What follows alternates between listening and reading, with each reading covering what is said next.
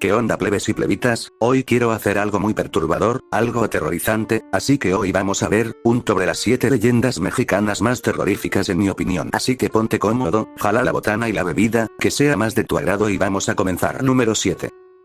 La ciudad de Toluca tiene muchas cosas interesantes, una de ellas es su antigua leyenda del autobús fantasma, una curiosa historia que querrás oír. La leyenda del autobús fantasma de Toluca comienza con un grupo de trabajadores de una empresa, quienes tomaron su transporte para acudir a sus hogares tras un día pesado de labores. Como cada día, los trabajadores subieron al autobús y emprendieron su camino de Toluca a Ixtapan de la Sal.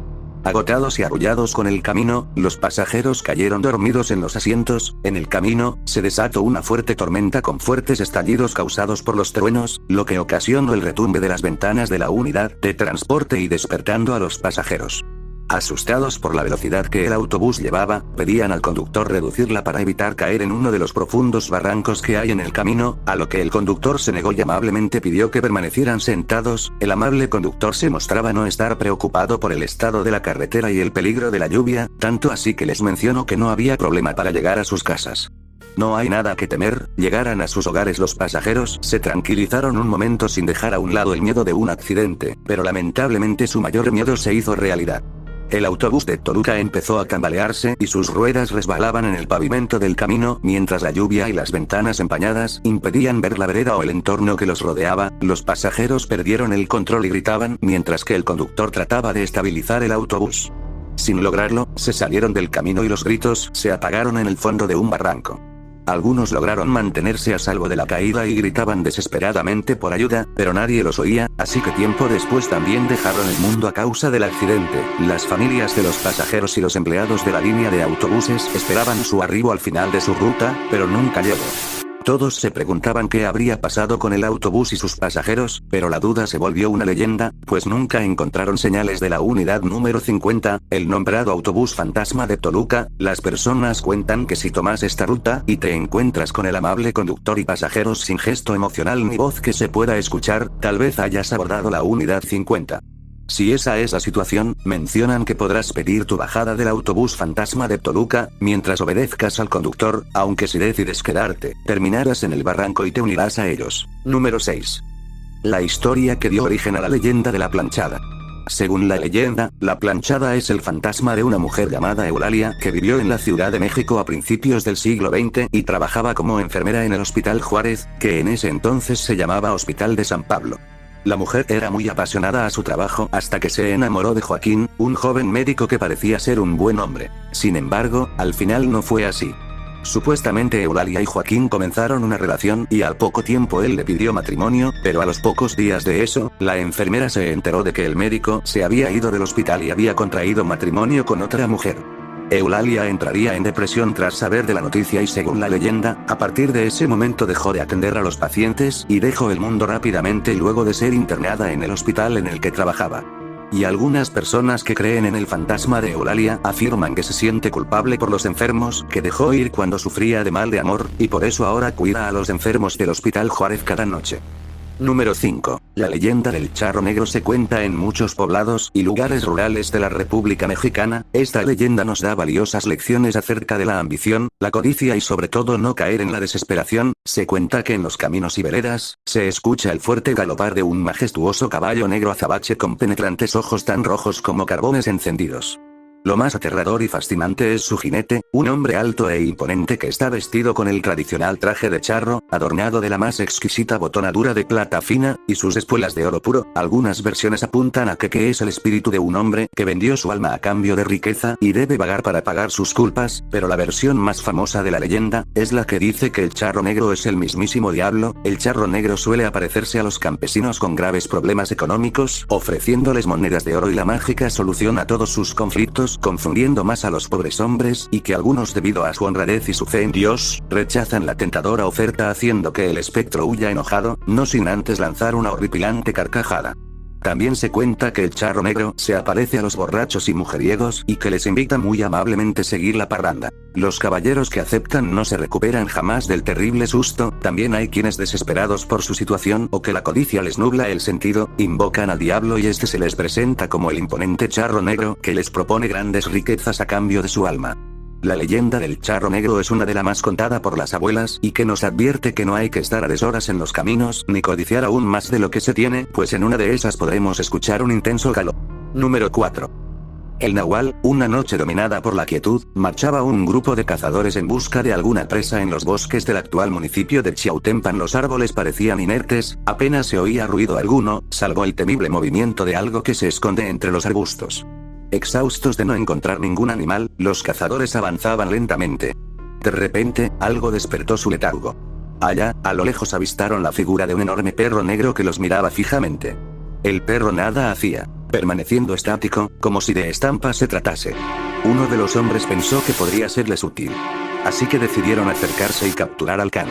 Pero en cuanto estuvieron a menos de 2 metros el perro comenzó a ladrar y a mostrar los dientes, y en sus ojos había una violencia inusitada. Los cazadores espantados le dieron en una pata, hecho que hizo al perro huir apresuradamente.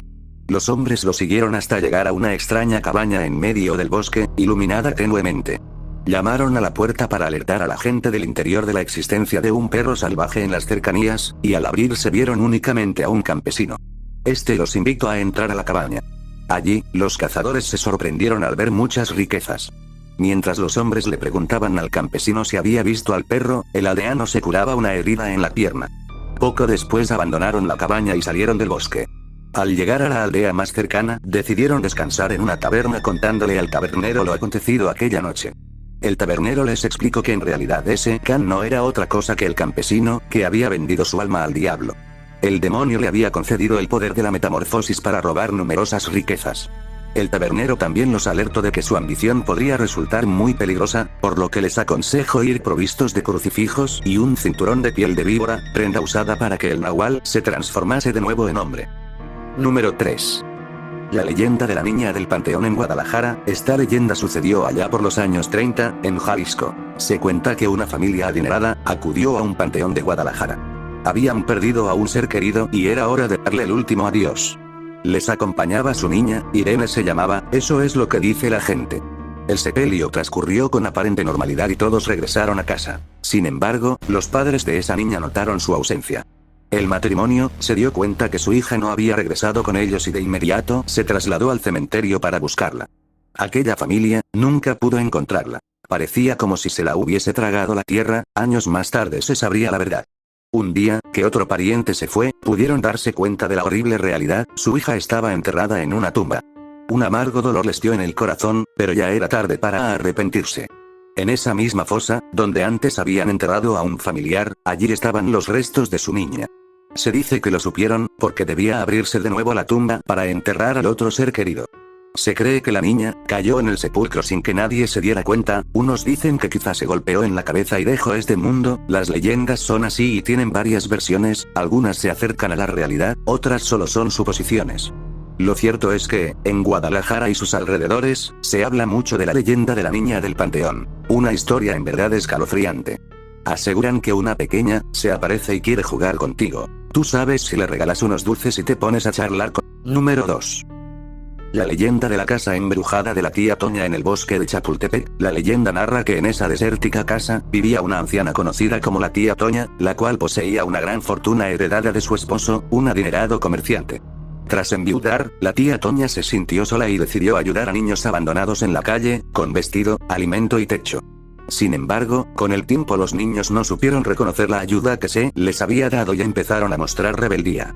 Se dice que la tía Toña, harta de la mala educación de los niños, se deshizo de todos los niños a punta de golpes, para después, uno a uno, arrojarlos por una barranca que daba a un caudaloso río. Con gran pesar, arrepentida de lo que acababa de hacer, la mujer se encerró en su habitación y dejó este mundo. Ahora existe la creencia de que el cuerpo de la tía Toña aún se encuentra dentro, motivo por el cual al estar cerca de la propiedad, se siente una energía muy fuerte y pesada. ¿Qué pasa si la visitas? Se dice que tras difundirse la historia, varias personas han intentado sin éxito entrar a la casa abandonada. En gran parte debido a que la mansión está rodeada de caminos muy boscosos y empedrados. Incluso hay quienes sostienen haber sentido presencias y escuchar gritos de niños además de haber visto la silueta de lo que podría ser la presencia de la tía Toña. Supuestamente es una maldición la que no permite llegar a ese lugar. Aunque no existen registros claros, se dice que un grupo de excursionistas que viajaban en un camión, camino a la mansión embrujada, desapareció. Número 1. La novia, cuenta la leyenda que Verónica era una joven alegre, que era de novia de Fernando, habían planeado casarse y una semana antes, ella viajó fuera de la ciudad para entregar sus invitaciones. Cuando llegó el día del matrimonio, ella aún estaba en otra ciudad, pero decidió vestirse ahí y llegar de frente al matrimonio. Subió presurosa al auto y sin saber por qué, empezó a tener una extraña sensación que la puso un poco inquieta. Su tía que iba con ella, lo notó pero le dijo que los matrimonios siempre son así. La mañana era triste y el clima muy malo, pues estaba lloviendo con regular intensidad. Cuando ya estaban a 20 minutos de llegar a la ciudad, en un tramo lleno de curvas, el conductor, inmerso en la idea de llegar temprano a la boda, aceleró y no pudo controlar el auto que cayó a un barranco. La joven novia pasó a otro plano instantáneamente. Años más tarde, un compañero de su colegio tuvo que viajar solo, por la carretera donde sucedió el accidente. Eran las 12 de la noche, y antes de pasar por la curva donde se fue Verónica, miró por el espejo retrovisor de su auto, y no le fue difícil reconocer en aquella mujer que estaba sentada en el asiento de atrás. Era el mismo rostro de Verónica, pero este estaba desfigurado. Sintió tal terror que le hizo perder el control de todo y se estrelló dejando este mundo en ese instante. Se dice que si viajas solo por esta carretera, no debes de mirar tu espejo retrovisor, pues Verónica siempre está sentada en el asiento trasero, tratando de conseguir víctimas que sufran igual que él. Si el video te gustó dale like y suscríbete, ya que la plataforma me avisa que mucha gente que ve los vídeos no está suscrita al canal. Comparte este vídeo, eso me ayudaría mucho para seguir creciendo. Muchas gracias por haber visto este vídeo y ya para finalizar, les mando un saludo a los plebes que están saliendo en pantalla. Sin más por decirte ha hablado, Shuek y te deseo buenas noches.